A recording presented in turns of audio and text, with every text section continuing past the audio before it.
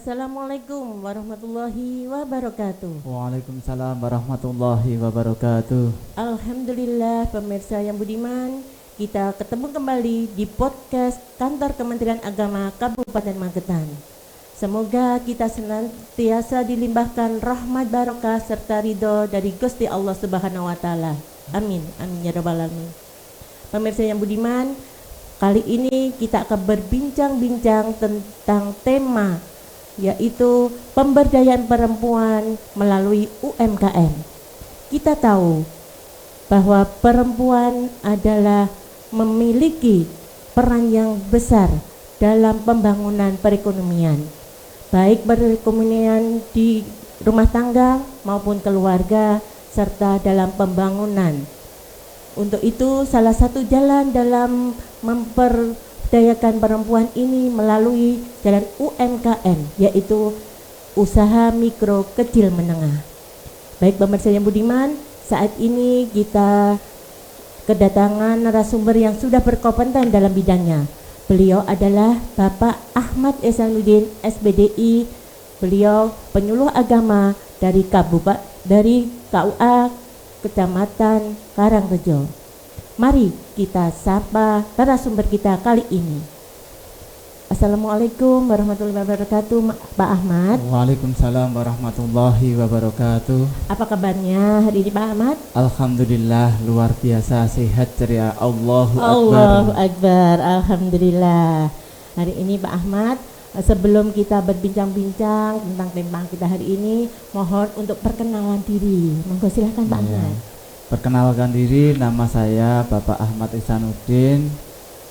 Rumah saya di Sambayimbetan, Kartoharjo, Magetan. Kebetulan saya penyuluh agama Islam Kecamatan Karangrejo. Ya. Oh ya, alhamdulillah. Pak Ahmad, panjenengan ini kita akan membahas tentang tema pemberdayaan perempuan. Berarti panjenengan sudah pernah jadi narasumber di pelatihan-pelatihan begitu Pak Ahmad? Alhamdulillah sudah. Oh ya, di mana Pak Ahmad kira-kira?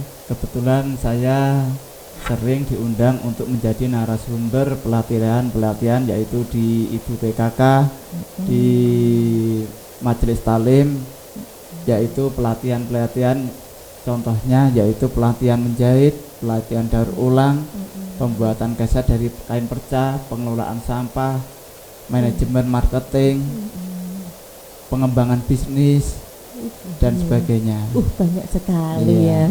Sudah kompeten sekali penjenengan Pak ya. Oke, Bapak Ahmad, dengan tema kita hari ini ya tentang pemberdayaan perempuan melalui UMKM. Nah, menurut Anda apa toh maksudnya untuk pemberdayaan perempuan ini? Monggo Pak Ahmad. Pemberdayaan perempuan melalui UMKM adalah pilar strategis, yaitu membantu perempuan untuk mencari penghasilan sendiri sehingga bisa mandiri secara ekonomi serta meningkatkan kesejahteraan keluarga dan mengurangi angka pengangguran atau angka kemiskinan. Jadi bisa untuk membantu perekonomian keluarga nih, tidak menjaga nih dari sak cadongi suami ngoten nggih. Oh nggih, alhamdulillah. Dan kalau mengapa harus di UMKM Pak untuk memberdayakan usaha perempuan ini? Karena lewat UMKM yaitu usaha mikro kecil serta menengah, perempuan bisa melalui pelatihan keterampilan, akses modal dan pendampingan bisnis.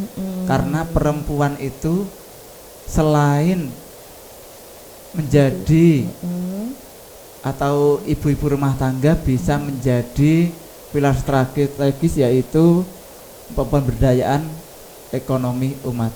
Oh, benar ya. Bisa membantu perekonomian juga ya. Oke. Nah, terus apa Pak untuk yang cocok bagi ibu rumah tangga seperti saya ini juga ibu rumah tangga ya. Nah, itu cocoknya itu UMKM-nya, usaha kecilnya itu apa Pak? Ya, kebetulan saya pernah mengisi pendampingan di majelis taklim yang jumlah 30 orang. 30 orang. Nah, itu bermacam-macam. Nah, melihat kondisi kita sendiri-sendiri. Nah, karena usaha itu harus ada pendamping. Pendampingan bisnis. Contohnya ada sekelompok atau majelis taklim ada yang pengennya pembuatan kue. Ada juga pengen ternak ayam, pengen ternak kelinci. Jadi kita sebagai kalau jenengan sebagai perempuan itu memanfaatkan lingkungan di rumah. Contohnya memanfaatkan penanaman bibit melalui hidroponik, melalui apa izinnya aqua mineral. Seperti itu dimanfaatkan supaya kita bisa menghasilkan uang melalui usaha-usaha kecil seperti pembuatan keripik singkong, keripik tempe dan sebagainya seperti itu. Berarti itu juga tergantung bakatnya, kemampuannya seorang perempuan itu ya Pak ya. Nah, ada yang sukanya masak, ya dikembangkan saja. Dikembangkan masak yaitu membuat kue, membuat keripik, keripik tempe, keripik singkong, seperti itu.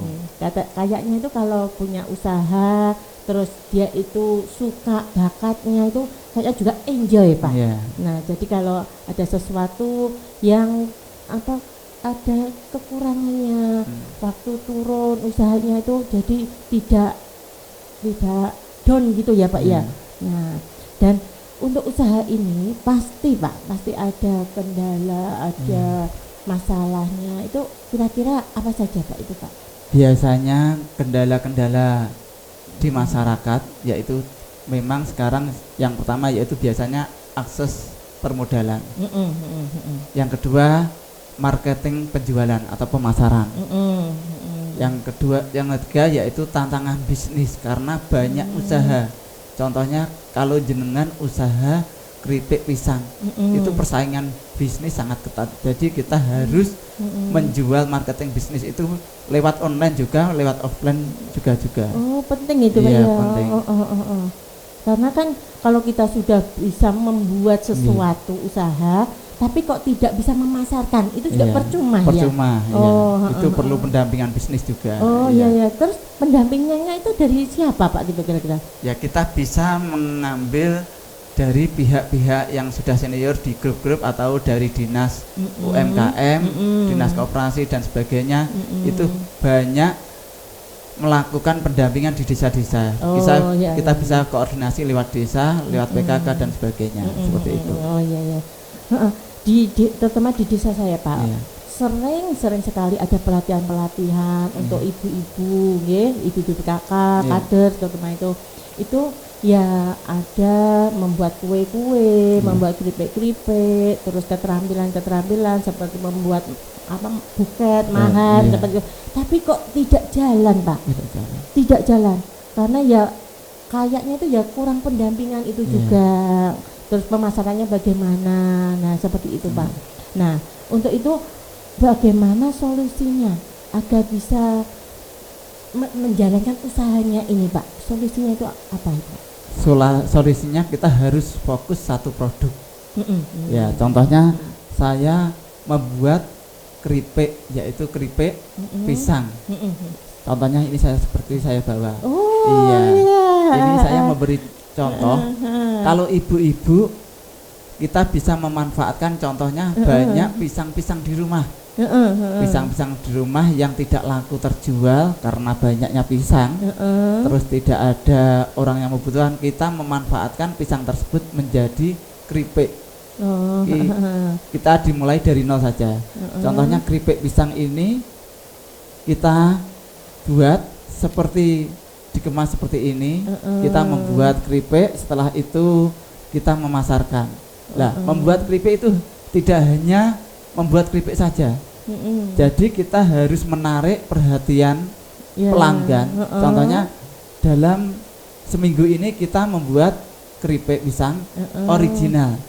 Setelah itu biar orang lain merasakan, kita harus ditambahi gula. Jadi ada rasa manisnya, ada rasa asinnya dan sebagainya seperti itu. sesuai konsumennya seperti apa, mintanya apa, jadi harus kita. Berarti itu keripik itu buatannya istri panjenengan, Pak? Iya, ini buatan istri saya. Jadi pisangnya jenengan yang menanam, terus sudah berbuah, terus diolah sama istri yang jenengan ini. Memanfaatkan istilahnya. Iya. Berarti sudah di pemasaran di mana aja deh, Pak? Ya, pemasaran yang pertama kita offline ke tetangga, ke lingkungan, ke toko-toko, tempat warung makan. Jadi dikemas sekecil mungkin, harga 1.000-an sampai 2.000-an dikemas sekecil mungkin, ditaruh di toko-toko tersebut, di warung-warung tersebut, dijualkan lewat online, WA dan sebagainya. Nah, itu jalur pertama. Yang jalur kedua yaitu lewat online. Ya, kita lewat online-nya yang lebih mudah, marketplace, yaitu IG, seperti kita bisa menggunakan selain IG, Facebook, dijual beli kuliner dan sebagainya, seperti itu. Tetapi kalau anak-anak muda banyak teman saya yang ikut menjualkan, saya yang membuat, dia ikut menjualkan melalui TikTok Shop dan sebagainya, seperti itu. Nah, itu lebih banyak untuk pemasarannya. Lebih cepat karena jangkauannya luas. Kalau kita offline itu paling yang membeli hanya lingkungan sekitar, untuk jamaah yasinan, jamaah majelis taklim, di toko-toko warung. Tapi kalau kita online, kita banyak pesanan lewat luar-luar daerah. Pesan untuk majelis taklim di daerah sini. Jadi kita lewat online tinggal nomor HP seperti itu. Berarti pemasarannya keripik jenengan sudah sampai luar kota juga, Mbak. Ya Allah. Istri jenengan semangat juga. Ini hanya contoh untuk pengemasan yang manual. Emang ada pengemasan lainnya ada? Ya, saya juga membuat kemasan seperti ini juga, tapi tidak saya bawa cepat-cepat datang sini. Ini hanya contoh saja. Perbedaan pengemasan manual serta pengemasan produk seperti ini. Ini isinya lebih sedikit, ini lebih besar, isinya banyak, tetapi harganya lebih tinggi ini daripada ini. Dan orang ketika membeli itu melihat bukan dari rasanya dulu, dari bungkusnya. Betul. Dari bungkusnya dulu. Bungkusnya menarik, itu apa ya? Padahal isinya tidak tahu isinya apa, rasanya apa. Seberapa. Hanya 20 gram. Yang ini lebih dari 100 gram. Tapi harganya sama. Seharusnya kan lebih mahal inilah. Kita harus membuat pengemasan yang lebih ramping, lebih bagus seperti ini. Yang lebih menarik. Iya, lebih menarik. Nah, biasanya kalau sudah dikemas itu kan juga ada label-label seperti label halal. Sekarang kan sudah membiasakan kita beli harus ada label halalnya itu juga. Nah, itu jenengan apa ya sudah dihalalkan, Pak, produknya ini? Alhamdulillah sudah. Sertifikat halal maksudnya. Alhamdulillah sudah. Alhamdulillah. Tapi belum masuk ke PIRT dan sebagainya. Untuk pengemasan seperti ini, kita bisa menjual, dititipkan di Alfamart atau Indomaret. Tetapi kalau seperti ini tidak mau. Karena kenapa? Kalau seperti ini sudah ada judulnya saja menarik. Kitela. Bukan kok biasanya kalau di desa kita membuat keripik itu dinamakan keripik ketela atau keripik silikon. Kita harus menarik judulnya dulu. Setelah judul warna. Setelah warna gambar harus sesuai. Nah, di dalam sini harus ada keterangan juga.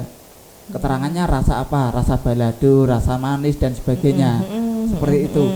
Selain itu, kita harus melabelkan nama di bawahnya, tapi kecil. Keripik singkong, di bawahnya dikasih tulisan bahasa Inggris.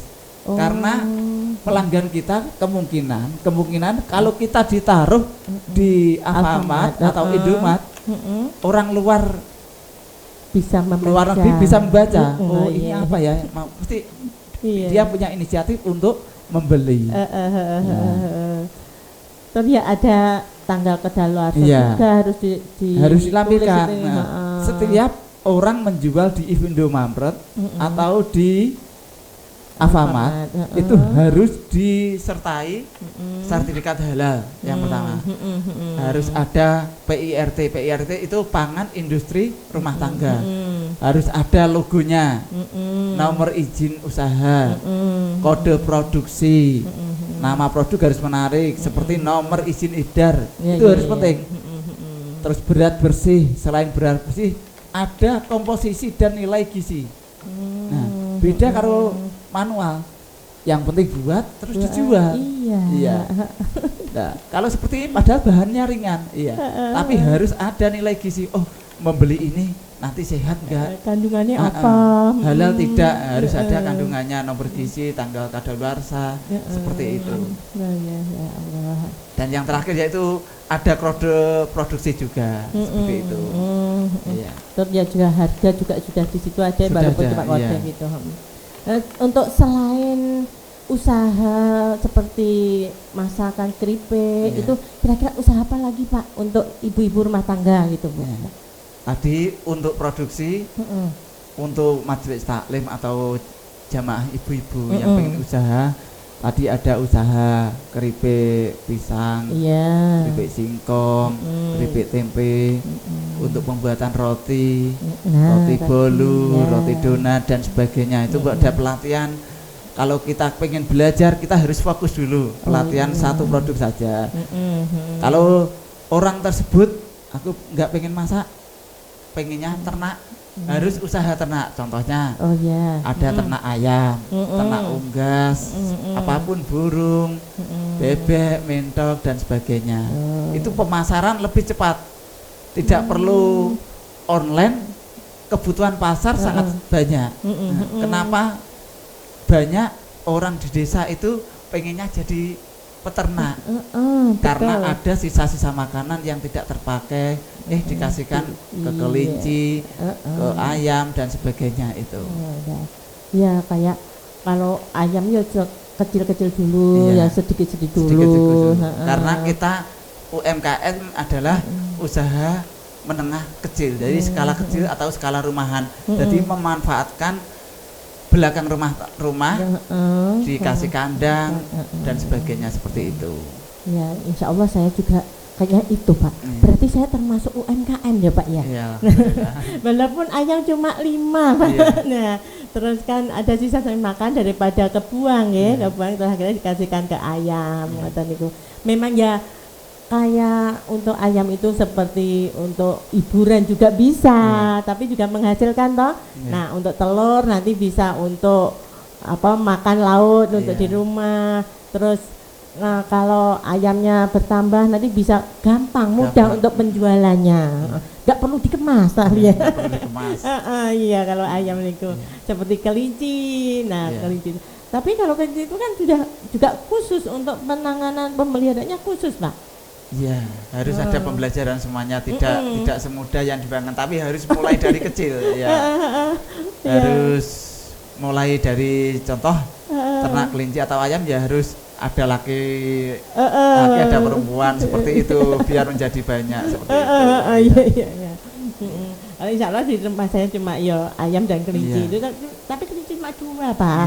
Ya masih 2. Nah, terus kalau untuk itu mempelihara lele Pak, kok kayaknya prospeknya bagus lele itu, tapi untuk perawatan pemeliharaannya agak sulit ya kayaknya. Iya. Kalau lele jika tempatnya di luar luas, kita bisa memakai layar seperti itu. Sekarang kan banyak usaha lele, bukan dari kolam saja, tapi harus ada kolam bundar seperti layar seperti itu. Itu harganya ringan, mudah digunakan, mudah dipindah juga. Kalau sudah kolam, sudah permanen, itu tidak bisa dipindah. Kalau itu sudah bisa dipindah, iya seperti itu. Dan permintaan pasar lele itu sangat tinggi sekali. Wah, kayaknya prospeknya bagus gitu. Tapi pemeliharaannya Pak, katanya harus pilah-pilah, harus makannya juga khusus, ngoten. Iya toh? Iya. Oh, pripun niku? kita jika ternak lele itu jangan satu kolam, harus paling tidak ada 3 kolam. Ada 3 kolam. Setelah kita menabur benih kurang lebih 1000, otomatis 1 bulan itu sudah besar. Ada yang besarnya seperti ini, ada seperti ini. Enggak sama ya? Enggak sama. Karena kita waktu makan kalau tidak rata itu akan besar. Besarnya enggak rata. Besarnya enggak rata seperti itu. Jadi yang dipilahi yang besar-besar disendirikan. Setelah 1 bulan lele itu harus disendirikan atau dipilah menjadi 2 kelompok. Jadi yang besar, yang agak besar dan besar sekali. Jadi yang kecil diurutkan dari kecil, sedang dan besar. Harus sering memilah. Ya, seperti itu. Berarti nanti yang besar nanti ya cepat untuk penjualannya. Iya. Jadi nanti terus bergilir terus ngoten nggih. Iya, air harus sering ganti. Itu membutuhkan biaya modal banyak itu Pak berarti. Iya, air biasanya seminggu sekali harus dikuras. Jika tidak dikuras seminggu sekali, kita bisa memanfaatkan yaitu daun pepaya. Dirajang seperti kecil-kecil, dicampurkan dan dikasih obat untuk agar air tersebut tidak berbau. Itu ada obatnya. Ya. Bisa ya? Bisa, di toko ada. Iya. Kalau lele itu kan tidak setiap orang, apalagi perempuan ya Pak, berani gitu Pak. Nah kayak lele itu kan juga matel itu Pak. Takutnya kena patel itu Pak. Nah makanya ya saya itu ya memang takut ya untuk kalau ke patel seperti itu ya adanya cuma di rumah ya ayam, terus cuma kasih makan seadanya. Ya alhamdulillah ya hidup terus ayamnya. Ya nih. Untuk selanjutnya Pak, ini sekiranya kalau sudah untuk memasak kayak masakan kira-kira nah itu terus kayak usaha untuk perempuan itu di rumah seperti pemeliharaan unggas, seperti itu. Terus lainnya kira-kira apa Pak untuk usaha perempuan ini? Lainnya kita bisa memanfaatkan contohnya yang dipermudah di lingkungan seperti ini tahun ajaran baru. Banyak penjahit atau pembuatan kaos olahraga. Di penjahit itu banyak sisa-sisa yaitu kain perca. Betul itu Pak. Kain perca itu kita manfaatkan. Kita manfaatkan kain perca. Saya juga membawa contohnya. Iya, ini contoh pembuatan keset dari kain perca. Ini dari teman-teman UMKM yang dibina oleh Dinas Koperasi pada tahun 2025 kemarin di SKB Maspati. Berarti itu kalau seperti membuat keset orangnya juga harus bisa menjahit kayaknya Pak itu Pak. Iya, bisa menjahit. Itu dijahit ya? Iya, dijahit. Iya. Bagi orang yang suka menjahit atau pengen usaha menjahit, itu bisa memanfaatkan kain perca-perca yang tidak bermanfaat di tempat penjahit yang sudah sisa-sisa, sablon yang sudah sisa, kita manfaatkan seperti ini. Nah, menjadi nanti digunting seperti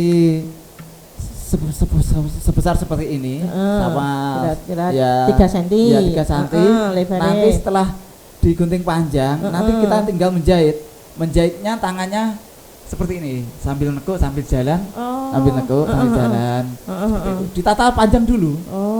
Setelah ditata panjang, kita harus membuat bingkai. Nah, ada bingkainya yang seperti gunung, ada yang lingkaran, ada yang lope seperti karakter itu. Setelah membuat, kalau kainnya kain dari kain perca, kain perca ini untuk dasarnya kalau bisa kain yang bisa meresap. Karena kan untuk keset itu kainnya harus bisa meresap.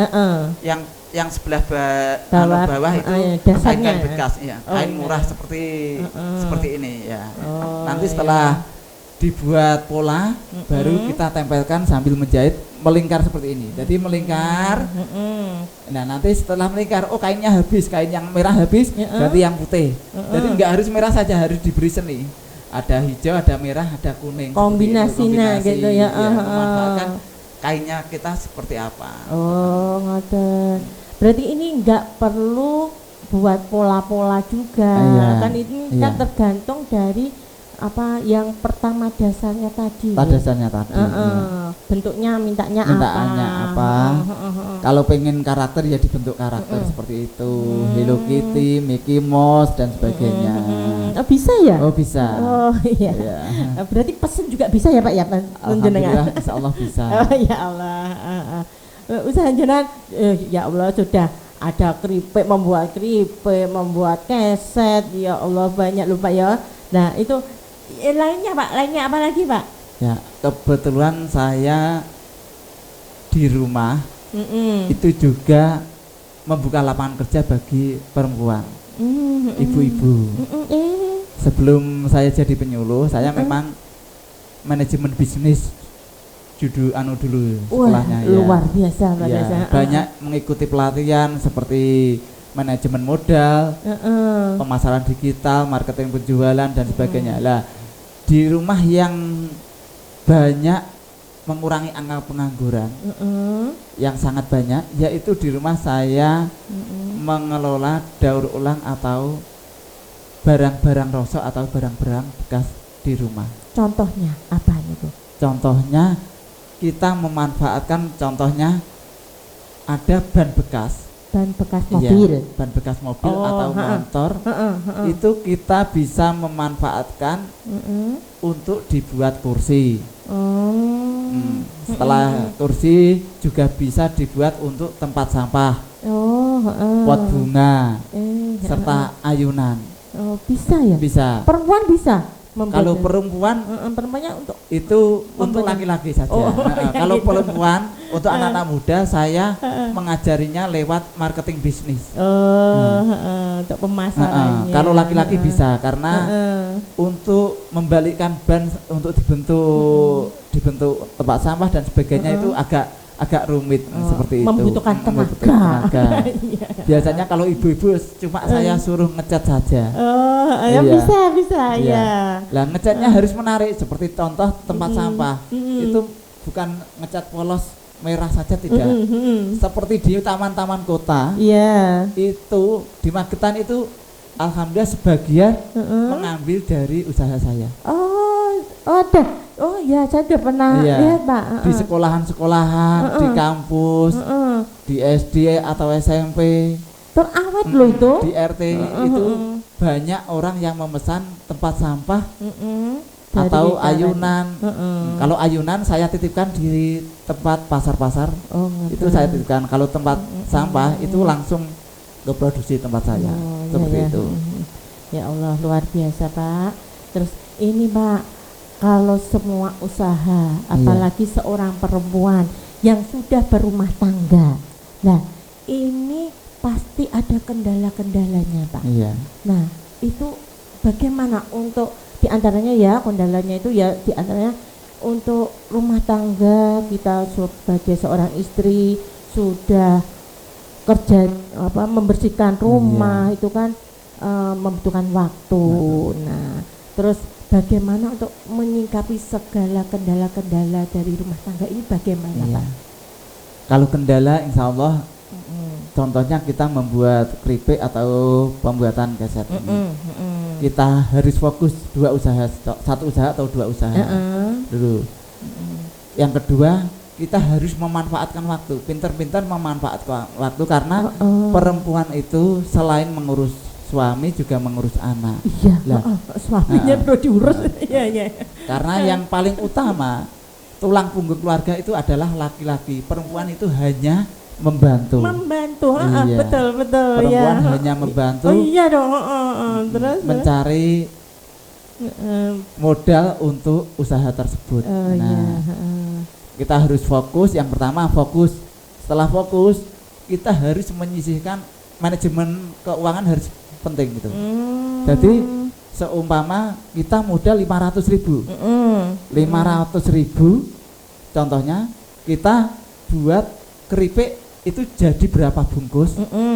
Itu harus disendirikan. Jadi keuangan rumah tangga sama keuangan bisnis itu harus disendirikan. Nah, contoh jenengan lihat di masyarakat banyak toko-toko yang usaha berjualan obat, berjualan gas dan sebagainya, alat-alat masak dan sebagainya, itu sudah berjualan 15 tahun sampai 20 tahun, tapi tidak berkembang. Ya sejak saya kecil ada toko kok, sejak dulu seperti itu aja itu tidak berkembang. Itu itu karena faktornya biasanya kurang pintarnya mengatur keuangan. Ya, bagian mengatur harus ada 2 dompet atau 2 kotak untuk usaha. Jadinya uang yang dikasih suami, itu untuk kebutuhan keluarga, rumah tangga.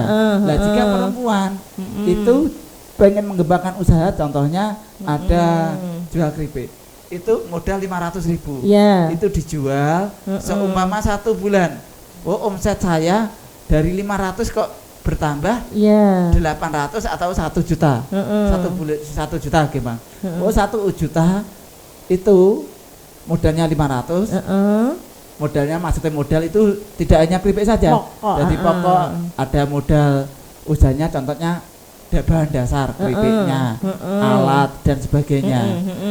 Nah, jika 500, kalau kita pengen berkembang jangan digunakan untuk kebutuhan pribadi dulu. Dalam setahun kita fokus ke usaha kita. Setelah fokus uang 500 itu kita mencoba mengikuti pelatihan. Setelah mengikuti pelatihan kita berusaha untuk membuat kemasan. Nah, kemasan seperti ini kalau di Magetan kita cuma ada 1. Kalau di Kediri sangat banyak. Lah, harga kemasan seperti ini kalau 1 kemasan itu harganya 2,5, 2.500.